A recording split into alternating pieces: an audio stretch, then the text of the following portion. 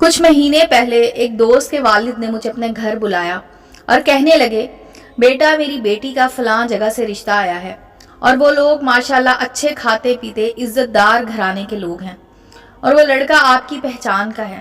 مجھے بتاؤ وہ لڑکا کیسا ہے؟ کیا میری بیٹی کے لیے وہ لڑکا بہتر ثابت ہوگا؟ میں نے لڑکے کا نام سنا تو اسی وقت نفی میں سر ہلا دیا کہ نہیں انکل، وہاں شادی مناسب نہیں، اس لڑکے میں بہت زیادہ خامیاں ہیں، آپ کی بیٹی خوش نہیں رہ سکے گی۔ انکل نے مسکرا کر کہا، ٹھیک ہے بیٹا، بس یہی معلوم کرنا تھا۔ اس کے بعد مجھے کچن سے مچھلی کی خوشبو آنا بند ہو گئی اور ایک کپ چائے پی کر میں واپس آ گیا۔ کچھ دن بعد مجھے اسی دوست کی طرف سے منگنی کا دعوت نامہ ملا۔ کارڈ میں نام پڑھ کر حیران ہو گیا کہ یہ تو وہی لڑکا ہے جس کے لیے میں نے انکل کو منع کیا تھا۔ بہرحال منگنی کی تقاریب میں ویسے ہی شرکت نہیں کرنا چاہیے، دو نیک ترین انسانوں کی ہی کیوں نہ ہو۔ بہرحال منگنی کے بعد انکل سے ملاقات کی اور مبارکباد دی۔ انکل نے خوشی خوشی مبارکباد وصول کی اور کہنے لگے، بیٹا آپ کی باتوں پر غور کیا، لیکن پھر میں نے سوچا کہ خامیوں سے کون سا انسان پاک ہے۔ اس لڑکے میں چند خامیاں ہیں، لیکن اس کے والدین بہت اچھے ہیں، ماشاءاللہ کھاتے پیتے گھرانے کے ہیں، بڑے گھر کے ہیں۔ لڑکے کا اپنا کاروبار ہے، اپنی گاڑی ہے اور اللہ سے امید ہے کہ شادی کے بعد لڑکے میں اچھائیاں آ جائیں گی۔ اور تو اور میرے دوستوں نے بھی تعریف کی کہ آپ کی بیٹی رانی کی طرح رہے گی، گاڑیوں میں گھومے گی۔ انکل کی بات سنتا رہا، مسکراتا رہا۔ آخر میں اس امید کے ساتھ دعا دے کر واپس آ گیا کہ انکل کی تمام باتیں سچ ثابت ہو جائیں۔ شادی کا دن آ گیا۔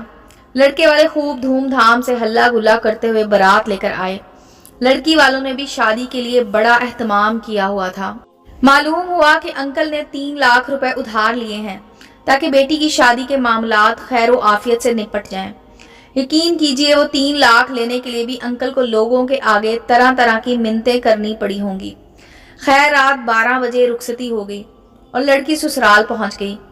14 ماہ بعد آج صبح مجھے کہیں سے معلوم ہوا کہ اس لڑکی کو طلاق ہو چکی ہے۔ ایک ننھا پھول ساتھ لیے اپنے گھر عدت میں بیٹھی ہے۔ یہ سن کر جیسے پیروں تلے زمین نکل گئی ہو، آسمان میرے سر پر آ گرا ہو۔ میں نے آفس سے جلدی کام نپٹایا اور اسی دوست کے پاس چلا گیا۔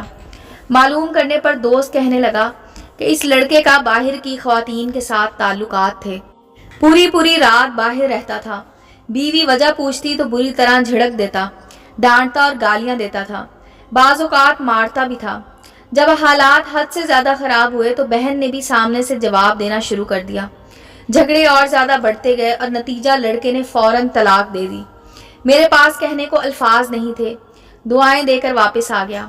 میں اکثر کہتا ہوں رشتہ کرنے میں دین دیکھو، اللہ کے احکامات پڑھو، رسول اللہ صلی اللہ علیہ وسلم کی ہدایات پڑھو، کبھی رسوائی نہیں ہوگی۔ ایک بیٹی جس کو اتنی پیار و محبت سے پال پوس کر بڑا کیا، ہمیشہ سے اس کے ناز و نخرے اٹھائے اور ایک پل میں بغیر سوچے سمجھے کسی مالدار جانور کے کھونٹے سے باندھ دیا کہ پیسے والا ہے، بیٹی خوش رہے گی، اللہ کی قسم تباہ کر دینے والی سوچ ہے۔ میں اکثر اپنی تحاریر میں لکھتی ہوں کہ سٹیٹس دیکھ کر رشتے مت کرنا، دینداری دیکھ کر رشتے کرنا، تمہاری اولادیں تمہیں مرنے کے بعد بھی دعائیں دیں گی۔ اور اگر ہم اسی طرح ہائی سٹیٹس، اچھی پوسٹ، اپنا بزنس، اپنی گاڑی، بڑا گھر والی باتیں کرتے رہے تو جا کر دیکھو معاشرے میں طلاقوں کی شرح کس قدر تیزی سے بڑھتی جا رہی ہے۔ گھروں کے گھر اجڑ چکے ہیں۔ میں کہتی ہوں یہ میاں بیوی کی بربادی نہیں ہے، نسلوں کی بربادی ہے۔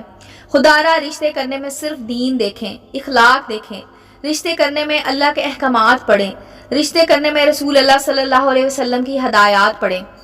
امید ہے دوستو سٹوری اچھی لگی ہوگی۔ چینل کو لائک اور سبسکرائب کریں اور بیل آئیکن کا بٹن دبانا مت بھولیں تاکہ ہر نئے آنے والی سٹوری کا نوٹیفیکیشن آپ کو مل سکے۔ ملتے ہیں اگلی سٹوری کے ساتھ۔